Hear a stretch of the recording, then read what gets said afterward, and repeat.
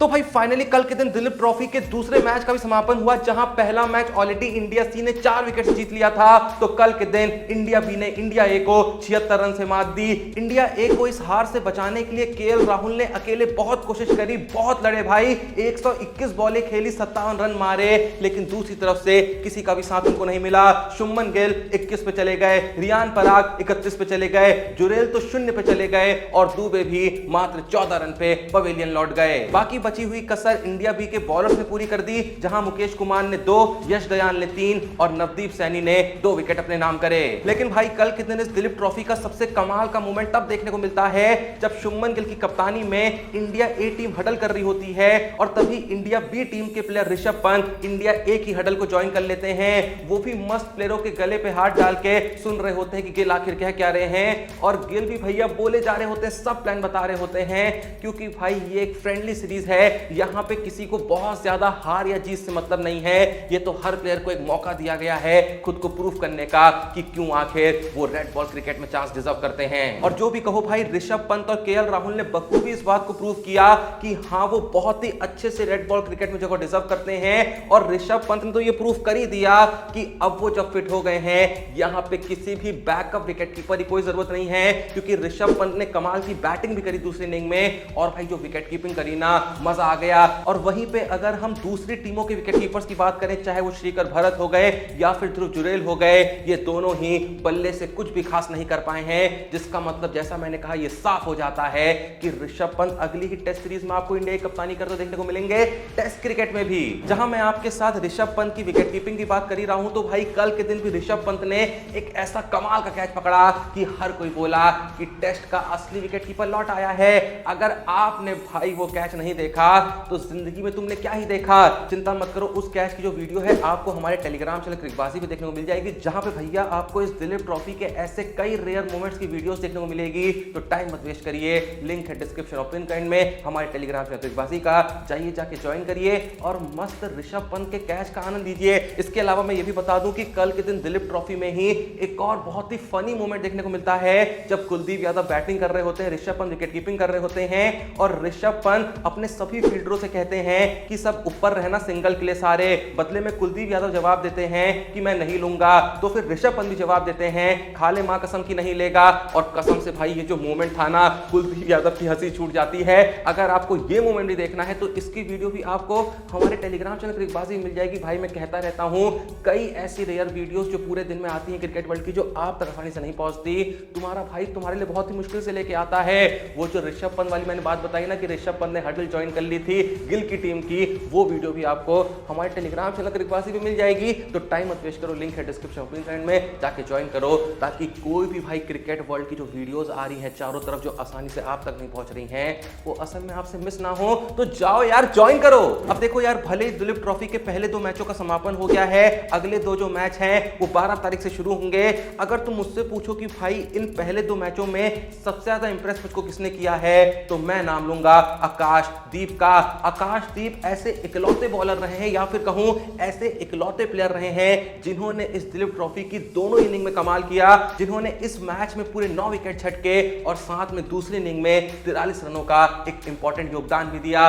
भले ही उनकी टीम नहीं जीती, लेकिन भाई एज अ प्लेयर वो जरूर जीत गए। और भाई यहां पे मैं ये भी बता दूं कि आकाशदीप ने ये जो 43 रनों का योगदान दिया है, भाई 42 बॉलों पे 43 रन मारे हैं, 3 चौके लगाए हैं, 4 लंबे लंबे छक्के जड़े हैं। तो हो सकता है कि आने वाले वक्त में जल्द ही आपको आकाशदीप इंडिया के एक अच्छे ऑलराउंडर बनते हुए देखने को मिल जाएं। वैसे आकाशदीप आरसीबी के लिए खेलते हैं आईपीएल में, लेकिन उतना उनको आईपीएल में खेलने का चांस नहीं मिला। अब जाके रेड बॉल क्रिकेट में अपना टैलेंट दिखाने का मौका मिला है, और भाई कसम से क्या टैलेंट शोकेस किया है। देखो भाई यार, अब जब आरसीबी की बात आई गई है तो इस बात को कहने से मैं अपने आप को बिल्कुल नहीं रोक पाऊंगा कि काफी टाइम से इस बात को लेकर डिबेट चल रही थी कि अगर सच में जो हवाओं में बातें चल रही हैं कि मैक्स टू मैक्स कोई भी टीम आईपीएल 2025 के मेगा ऑक्शन से पहले मात्र 2 ही विदेशी प्लेयर रिटेन कर सकती है, तो आखिर आरसीबी वाले किसको रिटेन करेंगे? क्या वो फैफ डू प्लेसिस को रिटेन करेंगे, या फिर वो लोग मैक्सवेल को रिटेन करेंगे, या फिर वो लोग विल जैक्स को रिटेन करेंगे, जिन्होंने भाई पिछले सीजन में कमाल का शतक मारा था भैया, हक्के बक्के भौचक्के निकाल दिए सबके, या फिर आरसीबी वाले कैमरून ग्रीन को रिटेन करेंगे? तो ये 4 बड़े नाम हैं, जिसमें से 2 नाम यहां पे आरसीबी को चूज करने होंगे, और भाई कंफ्यूजन बहुत होने वाला है। भले ही मैक्सवेल पिछले सीजन में कुछ खास कमाल नहीं कर पाए, लेकिन हर किसी को पता है मैक्सवेल कितने बड़े प्लेयर हैं। बैटिंग और बॉलिंग दोनों में ही बहुत ही अच्छे से कंट्रीब्यूट कर लेते हैं और अब तो भाई कमाल के बॉलर बन चुके हैं। हर मैच में 4 ओवर डालते हैं ऑस्ट्रेलिया के लिए। वहीं पे फैफ की बात करें, भले ही एज हो गई है, लेकिन हाल ही में एमएलसी टूर्नामेंट के अंदर हाईएस्ट रन गेटर बन के आए हैं। और विल जैक्स का तो मैंने बता ही दिया कि भाई जिस तेजी से खेलते हैं कसम से तबाही मचा देते हैं और साथ में पार्ट टाइम बॉलिंग भी करा लेते हैं। जी हाँ, ठीक ठाक स्पिनर हैं। पर अगर हम बात करें कैमरून ग्रीन की तो भाई ये नाम है जिसको मैं इन तीनों नामों के कंपैरिजन में सबसे टॉप पे रखना चाहूंगा। जी हाँ, अगर मुझको आरसीबी में सिर्फ एक विदेशी प्लेयर भी रिटेन करना होता तो मैं फैफ को नहीं करता, मैं मैक्सवेल को नहीं करता, मैं विल जैक्स को नहीं करता, मैं रिटेन करता none other than Cameron Green को। क्योंकि भाई देखो, इस बात से कोई एग्री करे या ना करे, लेकिन कैमरून ग्रीन एक बहुत इंपॉर्टेंट एसेट है। सबसे पहले तो उनकी एज कम है और ऐसे प्लेयर है जो दोनों ही डिपार्टमेंट में बराबर कंट्रीब्यूशन देते हैं। कमाल के पेसर हैं और साथ में बैटिंग में वो टिकना भी जानते हैं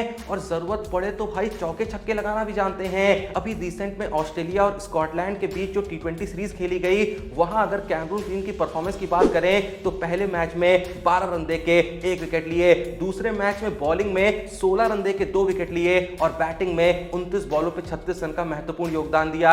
वहीं बात करें तीसरे मैच की तो बॉलिंग में 35 रन देके 3 विकेट अपने नाम किए और बैटिंग में 39 बॉलों पे नॉट आउट 62 रनों का योगदान दिया। तो भाई यार देखो, मतलब जो है बहुत ही सिंपल सा है कि ऐसे जो प्लेयर्स होते हैं वो किसी न किसी तरीके से हर मैच में काम आ ही जाते हैं। अगर हम कैमरून ग्रीन के पिछले आईपीएल सीजन के नंबर्स पे भी नजर डालें तो ग्रीन ने 13 मैचों में 255 रन जड़े थे, 31.88 की एवरेज और 143.26 की स्ट्राइक रेट से। वहीं पे बॉलिंग में देखें तो कैमरून ग्रीन ने 13 मैचों में 211 बॉलें डाली थी, विकेट लिए थे टोटल 10, एवरेज रही थी 30 की और इकोनॉमी भी डिसेंट थी 8.62 की। तो यहां भी हम देख सकते हैं ग्रीन ने किस तरीके से आरसीबी के लिए बैटिंग और बॉलिंग दोनों में ही डिसेंट कंट्रीब्यूशन किया था। जबकि बहुत लोग कह रहे थे कि ग्रीन का पिछला सीजन बहुत अच्छा नहीं गया है, पर भाई साहब बंदे ने बॉलिंग में 10 विकेट ले रखे हैं, बैटिंग में लगभग 32 की एवरेज रखी हुई है, 144 की लगभग स्ट्राइक रेट रखी हुई है। एक प्लेयर से आखिर आप और क्या क्या चाहेंगे? तो इसीलिए मुझको लगता है कि भाई देखो, चाहे एक प्लेयर रिटेन करने को मिले विदेशी में या चाहे 2 प्लेयर रिटेन करने को मिले, लेकिन ग्रीन को आरसीबी को रिटेन करना ही होगा अगर वो अपना फायदा चाहते हैं। वैसे अगर आपके पास चॉइस होती Du Plessis, Maxwell, Will Jacks और कैमरून ग्रीन में से किन्हीं 2 प्लेयरों को चूज करने की, किन्हीं 2 प्लेयरों को रिटेन करने की, तो आखिर आप किन 2 प्लेयरों को रिटेन करते?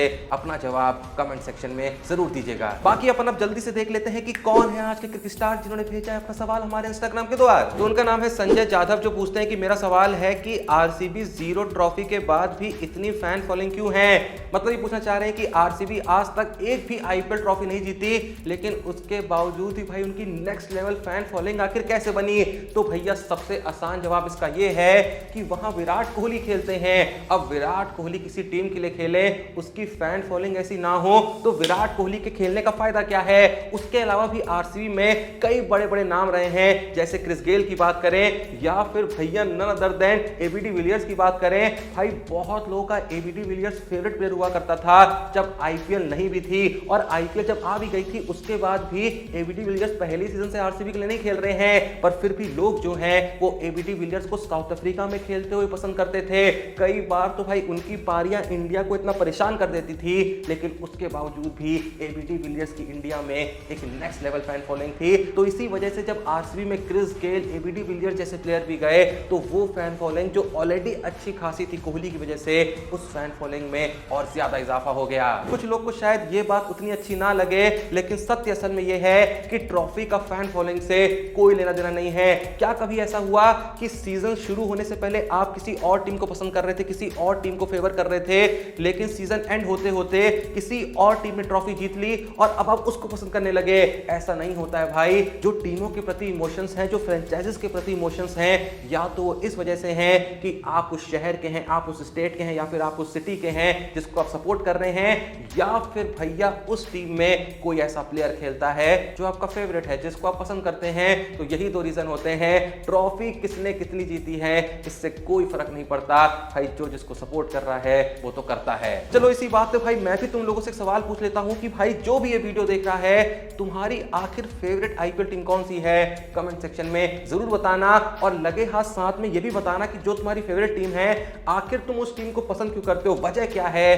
तो पता चल जाएगा कि आखिर किसी की भी फेवरेट टीम कोई कैसे बनती है। तो जल्दी जाओ कमेंट सेक्शन में अपना जवाब दे दो, और मन में कोई सवाल है तो पता है ना क्या करना है, डिस्क्रिप्शन में लिंक मौजूद है हमारे Insta page Crick Time with Joshi का, जाना है, फॉलो करना है, सवाल डीएम करना है। आने वाली वीडियो में ऐसे ही आपके नाम को शाउट आउट देके आपके सवाल को फीचर किया जाएगा। तो जल्दी जाइए, टाइम मत वेस्ट करिए। बाकी डिस्क्रिप्शन ऑफ पिन में किसका लिंक मिलेगा, हमारे टेलीग्राम चैनल क्रिकबाजी का, जाना है, फॉलो करना है, और दिलीप ट्रॉफी से लेकर क्रिकेट वर्ल्ड की जो भी rare videos, rare footages, rare clips और गजब गजब की मीम्स जो वहां पे आती रहती हैं उनका आनंद लेना है। और भाई वीडियोस तो ऐसी हैं जो भाई तुमको कहीं देखने को नहीं मिलेंगी, सिर्फ हम लेके आते हैं, बहुत जुगाड़, बहुत मेहनत करके, समझ गए ना। तो जल्दी जाओ भैया टेलीग्राम चैनल को ज्वाइन करो, वीडियो लाइक करो, चैनल को सब्सक्राइब करो। मिलते हैं नेक्स्ट वीडियो में, तब तक के लिए जय हिंद, धन्यवाद।